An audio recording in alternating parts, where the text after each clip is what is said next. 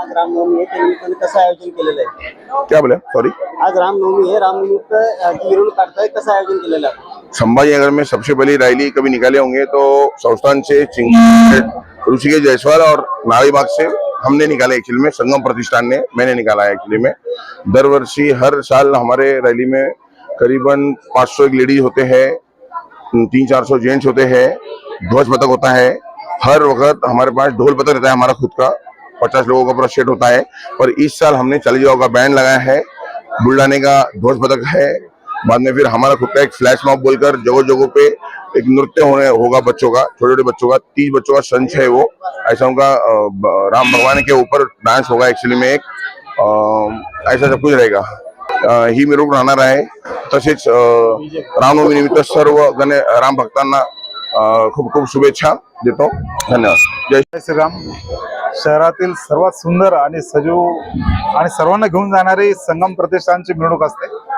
अतिशय वाजत गाजत ढोल ताशाच्या गजरात सर्व परिवार, महिला पुरुष लहान बालक सगळे उत्साहात ही मिरवणूक शोभायात्रा काढतात।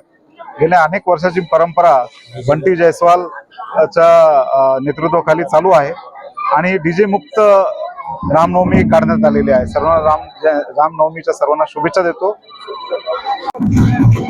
आज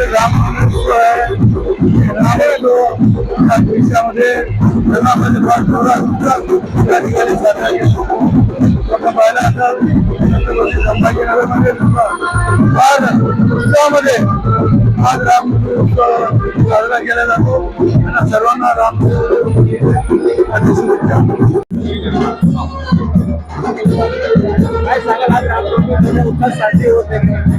खरं तर संगम प्रतिष्ठान बंटी जयस्वाल यांच्या माध्यमातून या रामाची भव्य यात्रा काढण्यात आली।